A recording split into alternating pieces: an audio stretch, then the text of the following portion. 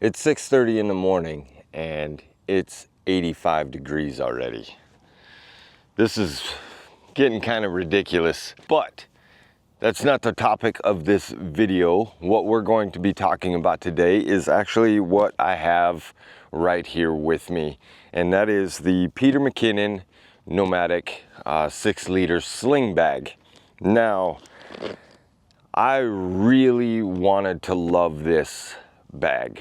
I really did. I thought it would have been the perfect everyday carry, take along with me. However, it's just not, and I will get into that. This is kind of a review, a real world. I'm out in the desert, not sitting in the office, just showing you what it is. We can start with the outside. It is built very well. It is constructed out of material that's very durable, water resistant, weather resistant.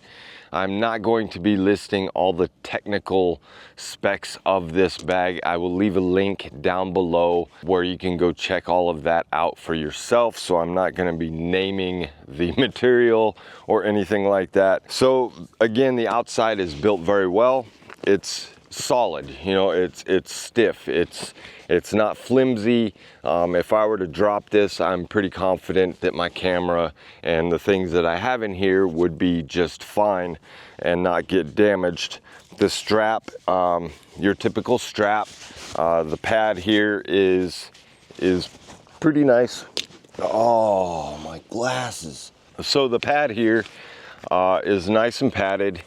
It does slide back and forth, so you can adjust it how you want. It does have a little carrying handle in the back here, so you can grab it. It takes a bit to get your fingers under there, so it's not just a quick grab and go type of handle here, which is fine. You know, I don't necessarily use this handle that much, maybe in the office. If I just reach down and want to grab it, but I usually honestly grab it by the strap. It's much easier. It does have Peter McKinnon's skull logo embossed on the back, which is pretty cool. It does have pass-through, which is really tight, really tight. I don't know if I could get luggage handle in there if it's packed full, because it's pretty tight. There are no exterior pockets. There's no zipper in the front, no zipper in the back, but it does have loops here on either side and on the bottom, so you can strap maybe a small tripod, or you know, maybe a rain jacket of some sort. I don't use those, so whatever, but they do lay flat and nice, so they aren't these big loops, which is pretty nice. And it does have Peter McKinnon Nomatic emblem badge on the front. So far so good. I like the way it looks. I like the way it feels to the touch. Now inside, it is a 6-liter bag again. They do have 2 zippers. They have pretty cool little Nomatic logo on one, and a little skull, you know, Peter McKinnon's little skull logo on the pirate logo on the other one. They do zip fairly well, you know, one-handed without grabbing the bag. You know, so those work pretty well. One cool feature is that once it's open, it just pops open. There's little flaps here that keep it from completely swinging out, so you don't dump all your stuff onto the ground. And here's where it gets a little tricky. So this feels like it's got a frame around the outside here to keep its structure. I like that. It's not all flimsy, because, you know, if you were to zip it up and it didn't have that frame, it would be hard to zip with one hand. That also keeps its shape when it's open like this, so that's pretty nice. Another cool feature that everybody seems to be talking about is a little band here that goes on a hook right here, so you don't have to zip it up, take your pictures, unzip it, change lens, do whatever. You can just grab this, flip it around there, and it holds it shut. Let me adjust this just a little bit. So that's kind of nice, because then you can just, you know, one hand, flip it around. It's got a nice little, like a rubberized pull tab. One concern I would have is just how long this elastic band would last, because if it's like a lot of other elastic bands, it could lose its elasticity over time, become frayed, but unfortunately I won't have this bag long enough to find out. But that's a cool feature.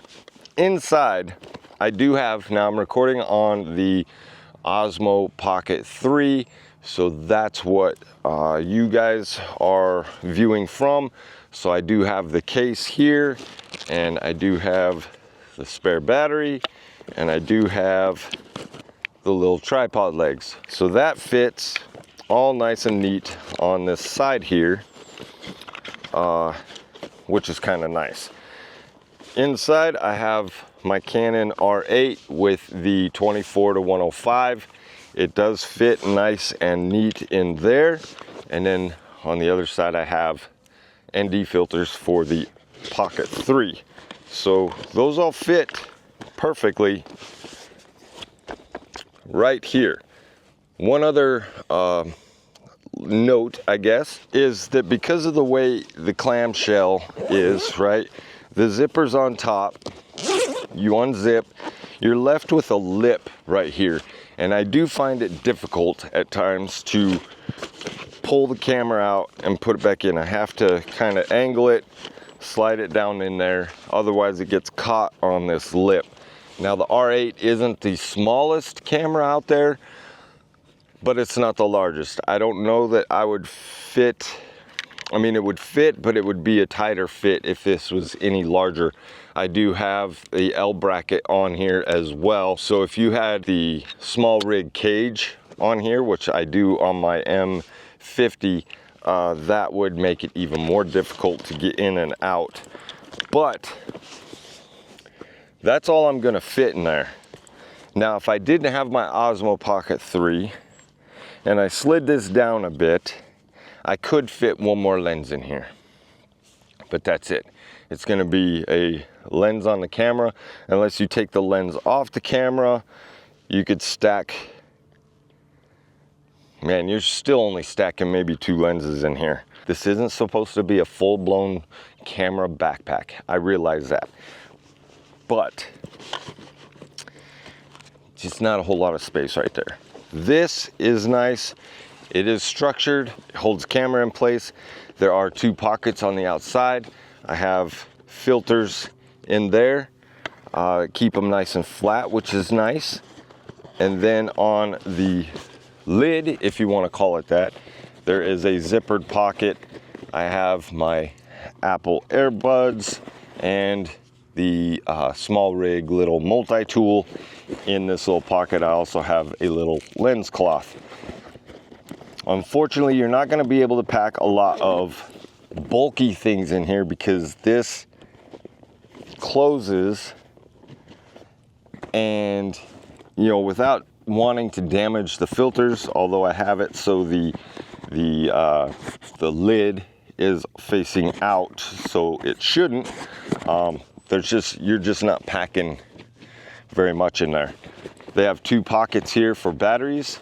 I have spare camera batteries in there. And then one function I see in a lot of bags that I just think bag manufacturers should just do away with. I don't know a single person who uses them for what they're intended, but that is the little memory card holders right here. There's 3 of them. I would not trust putting a $200 memory card in there and it being secure. Maybe that's just me. I don't know. I think bag manufacturers just don't do that. Put another little zippered pocket or elastic bands, something like that. But these just aren't functional for me. I do keep the mic, my DJ mic, clipped on one of them, so that's okay. But that is all that I have in here, and that is all you're really gonna fit in here, because again, this is a solid structure. Once it closes up, it pushes against this part of the bag, and you know, even something as like my hand, you know, you're gonna have a hard time getting this zipped. Then you run the risk of squishing, damaging, cracking, breaking anything that's in there. So I just wish there was a little bit more room. Now, one other issue, I suppose, I did mention, there are no external pockets. You know, even a zippered pocket right here. I like to carry a notebook. I'm not sticking a notebook in there because then it's gonna get all crushed and wrinkled and bent and warped and whatever. But if there was a nice zippered pocket, you know, somewhere, even in the back right here, just to slide a notebook, slide filters, slide something flat back there, passport, wallet, whatever, that would be nice. I'm okay with not having a zipper in the front. It keeps the front nice and clean. You know, you don't want a bunch of zipper pulls hanging all over the place, but one more zippered pocket would have been nice, just to carry a notebook or something in there. It brings me to the last point here, and this is the biggest point. This is the biggest drawback I have found with this bag, and it is the reason I could be okay with the others. Granted, I wouldn't prefer it really, but this reason is the reason why I'm returning this bag, and that is the way it sits on my body. Now, I have the strap adjusted to the height that I want it, but when I pull it out to the side, you see how it leans out? This part digs into my hip and my side. It doesn't lay flat, and I'm wondering if that has something to do with these straps, because they're kind of on a rivet system here. So they go out and not up, and so it doesn't lay flat. So it's constantly doing this number. Sorry about the mic.